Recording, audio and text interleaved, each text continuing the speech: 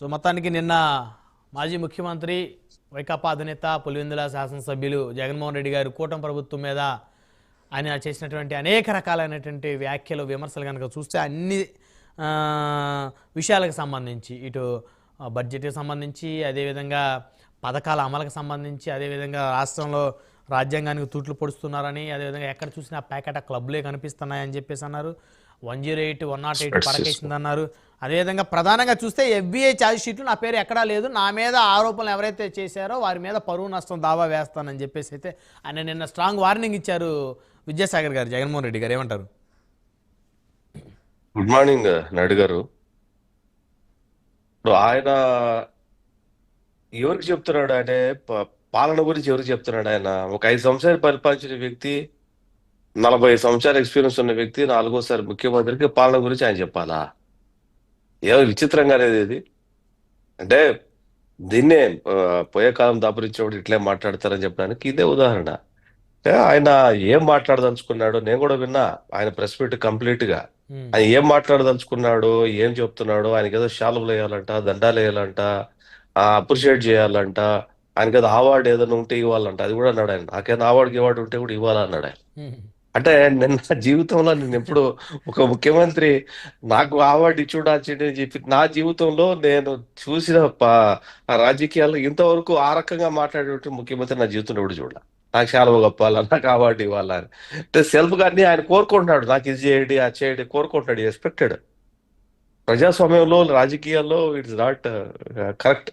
అది జరిగే పని కాదు. అది మీకు ప్రజలు ఏదైనా ఉంటే మీ చేసిన సేవలకు మిమ్మల్ని తిరిగి రప్పిస్తారు. లేకపోతే ప్రభుత్వాలు ఏవైనా ఉంటే మీ సేవలు దేశానికి రాష్ట్రానికి అందిస్తే ఓ కాలం నాటికి వచ్చేప్పటికి చూస్తారు అవంతా కూడా.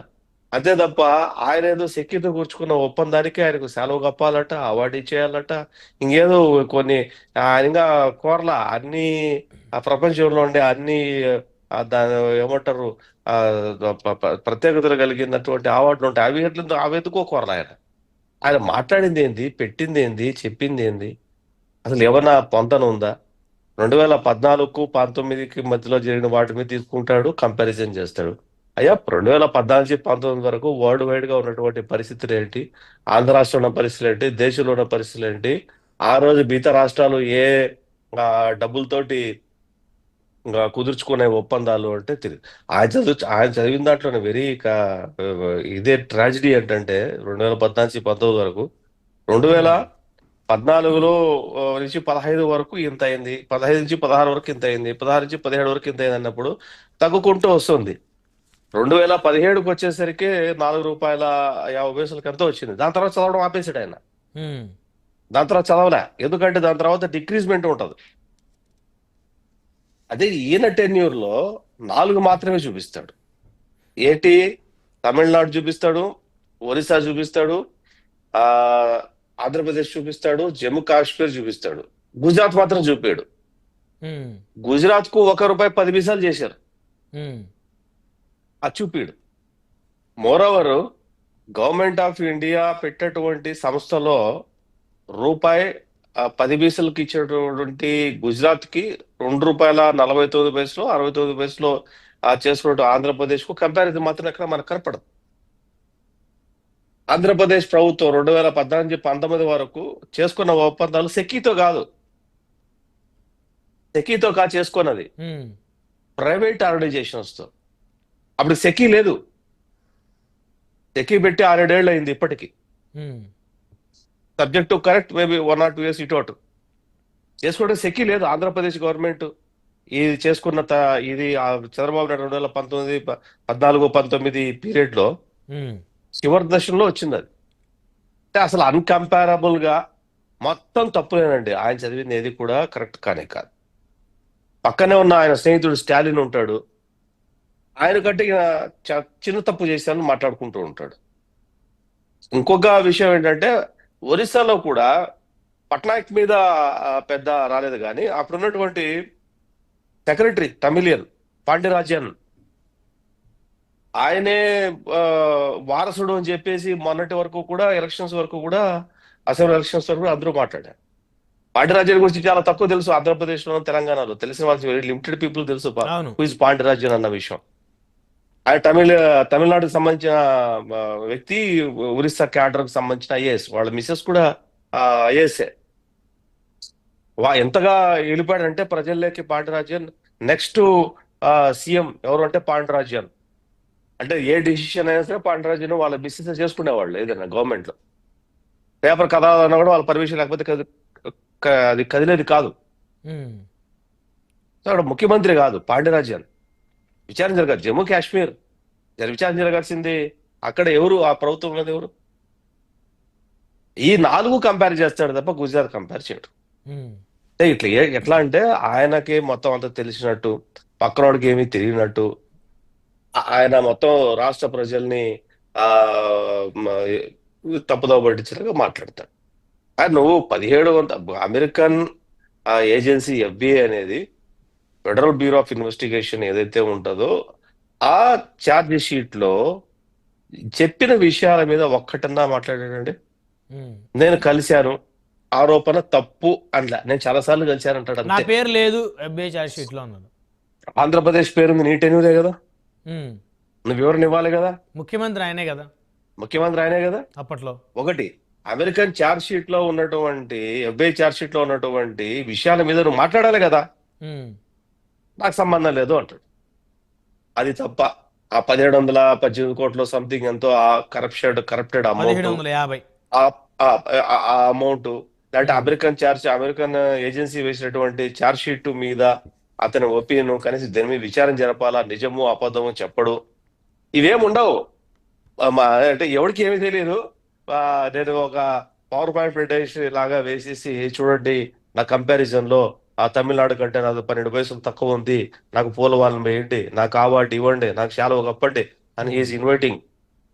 When is the government name is in the charge sheet, that ఈ దేశం వేసింది కాదు, ఎక్కడో అమెరికా వేసినటువంటి ఆ దేశం. వాళ్ళకి ఇతని మీద ఇంట్రెస్ట్ ఏముంటుంది? ఎందుకు ఇంట్రెస్ట్? అక్కడే ఉండవు కదా అక్కడ. ఈయనేమైనా అక్కడ పొలిటీషియనా, ఉమ్. లేకపోతే ఇక్కడ ఏమైనా మాజీ ప్రధానంలో ఈయన ఏమైనా ఒకడా? ఉమ్. అంటే తమిళనాడు స్టాలిన్ ఎవడు, లేకపోతే ఒరిస్సా పాండిరాజన్ ఎవడు, అంటే Jammu what way related to American federal bureau of investigation? ఏది రిలేషన్ లేదు. అక్కడ ఆ గడ్డ మీద కరప్షన్ జరిగింది, పాలన చేత కరప్షన్ జరిగింది.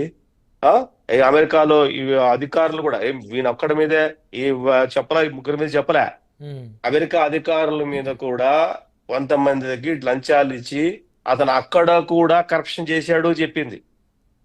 అక్కడ కూడా అమెరికాలో కూడా కొన్ని కంపెనీలతో ఈయన డీల్ పెట్టుకొని అక్కడ కరప్షన్ చేశాడు అని. ఉమ్. అంటే అదాని అనే వ్యక్తి ప్రపంచవ్యాప్తంగా ఈ సోలార్ దాంట్లో నెంబర్ 1 or 2 అనేది మనకు అనవసరం, మనకు వద్దా విషయం. కానీ ఆయన అక్కడ కూడా లంచాలు ఇచ్చుకున్నాడు. దాంతో పాటు డీల్ అక్కడే, ఆ డీల్ తో పాటు ఈ డీల్ జరిగింది చెప్పింది. ఓకే. మీరు దానికి జవాబు చెప్పండి. అది వదిలేసి నువ్వు కంపారిజన్ తీసుకొని, అది సెకీ పుట్టుక ఎప్పుడు, సెకీకి దీనికి ఆంధ్రప్రదేశ్కు ఉన్నటువంటి, నీకున్నటువంటి లేదంటే తమిళనాడుకు ఉన్నటువంటి రిలేషన్ ఏంటి? ఉమ్. ఇదేమీ మాట్లాడలేదు. 2014 చంద్రబాబు నాయుడు, 2015 చంద్రబాబు నాయుడు, 2016 చంద్రబాబు నాయుడు. ₹5.49 తక్కువ లేకపోతే ₹2.49 తక్కువ అని అడిగారు. 2017లో లోయెస్ట్, ఆయన చెప్పేది కాదు, నేను చెప్తా. ఉమ్. ఏమని చెప్పాడు? అదే జగన్మోహన్ రెడ్డి డేటా. ఉమ్. 2015లో ద లోయెస్ట్ కాస్ట్ ఇది ₹4.52, అది చెప్పడు. ఉమ్. 2016, 8 సంవత్సరాల క్రితం, ఇప్పుడు కాదు. That is not SECI, um. It's a private organization. Private organization అది. ఉమ్. 250 మెగావాట్లు కుదుర్చుకున్న PPP అది. ఉమ్. ఇంకోటి ఏంటంటే అది PPP, ఆయన చెప్పాడు, నేను చెప్పేది కాదు. అది power purchase agreement um. With private organisation, not with సెకీరా ఏదో దాంతో. ఉమ్. సెకీ అనేది గవర్నమెంట్ ఆర్గనైజేషన్. ఉమ్. నువ్వు ప్రైవేట్ ఆర్గనైజేషన్ కి గవర్నమెంట్ ఆర్గనైజేషన్ ఎట్లా కంపేర్ చేస్తావు? ఎట్లా కంపేర్ చేస్తారండి?